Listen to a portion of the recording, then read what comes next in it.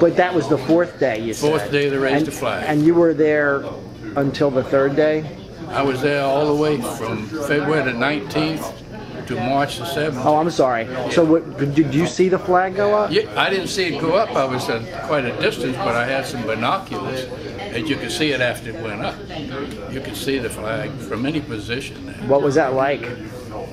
Well, they said when they first went up, the people are close to it and on the ships and everything, making all kind of shelling noise and all, you know, clapping and jumping up and down. I didn't see any of that, but I had a pair of Japanese binoculars, and I put that on my machine gun as a telephoto, you know, sort of like.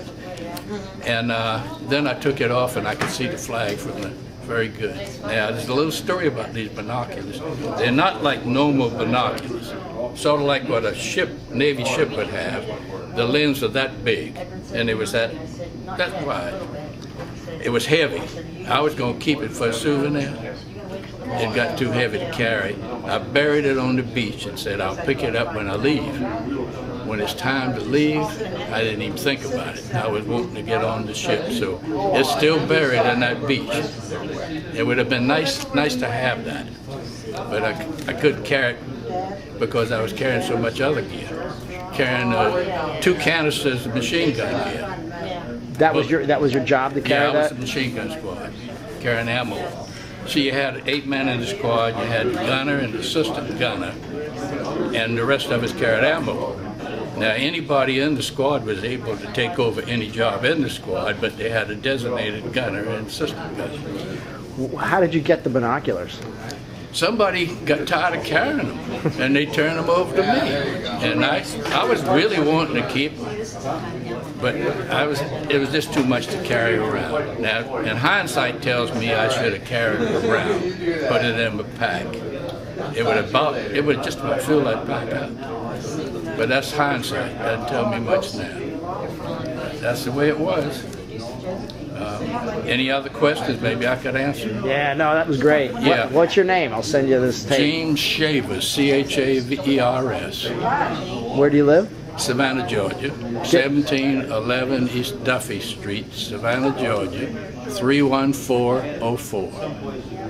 I'll send you a copy. Okay. Okay. And where are you from? I'm just a guest at the hotel. Oh, is that? Well, I'm just you know. It was an experience, and it's hard to describe all your feelings, but you know, you were young, and you didn't really think anything could happen to you. So that's the reason we succeeded, I guess. Right? You were 17? No, I was a little older than the others. What happened was I had asthma as a child, and they wouldn't take you in the service, so they rejected me once. I went to the Merchant Marine and took it, and they rejected me because I was rejected by the military. So I went to my doctor, and he gave me some shots, allergy shots for about a year. I wrote a letter to the commanding general of Fort McPherson, Georgia. That's where you had to go for another physical, and I had to talk to doctors into passing me. I had to talk to 2 of them, and they passed me. The only time I went to sick bay was some blisters on my feet, and I had an allergy one time from something, I don't know what it was. The rest of the time, I had no trouble. Wow. So I was proud. I went from 1A to 4F back to 1A. And you know, your feelings where everybody and your friends are gone, and people look at you, why isn't he in the service? It's not because you didn't want to be. So I finally succeeded. Yeah. That's the way it was. Were you the only one in your family to go, or were you... No, I had no brothers or anything like that. My grandfather was a Confederate soldier. Really? And he was captured at Fort Fisher in Wilmington, North Carolina in December 1864. He went up to Elmira, New York, a Confederate prison up there. He was only 17 at the time.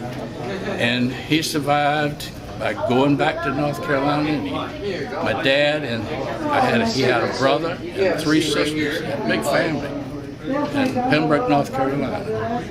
And you know, he died 5 years before I was born. I would have liked to have talked to him personally and relate that.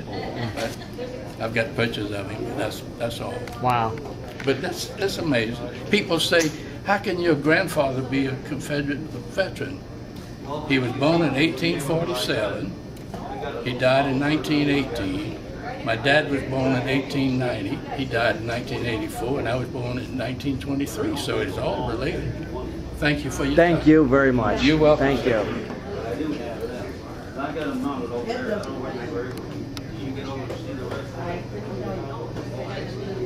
I had two American rifle, M1 carbine, and then I had two Japanese. How you doing? Good. We're there. I'm trying. Probably. When he released it in a little while. I thought they were just splitting out there. I told the ladies last night. Well, this is just going to be it. And I said, it's kind of long. Okay, my mother's father was 4th Division. He doesn't know what company. Do you have a list of 4th Division? Man, he was not on email. Well, inside No, do you have a master list? well, I'll tell you who has the, was he a member of the association? I don't think so. He's been gone for 25 Oh, years. that hurts me. Yeah, you know, all of us. I said, well, don't you have his discharge papers, old letters, and his mother's deceased too. Well, I've had different people come up to me and said, gee, here's my father, and all that. Yeah. Or here's that, or, well, that's me, you know, and I said, well, it's good. But as there have, the only names I have is like ones that were I served under, Sure, or sure, who served under me, you know.